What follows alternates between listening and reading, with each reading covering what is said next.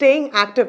Minimum physical activity of 30 to 45 minutes even when you're planning pregnancy is very important as a couple. Staying active now, it could be anything. Walking, jogging, swimming, cycling. Number first thing, it improves the fertility both in men and women. Number two, it reduces your pregnancy related complications. Eprin kekrengla reduces the chances of blood pressure, chances of diabetes, and chances of hypothyroid also, and thereby reducing your pregnancy related complications. And overall it improves your immunity and stamina and endurance too. And இதனால என்ன ஆகும், உங்களோட delivery ப்ராசஸும் ரொம்ப ஸ்மூத்தாக இருக்கும். Let it be vaginal or be caesarean, உங்களோட recovery ரேட்டும் faster-ஆக இருக்கும்.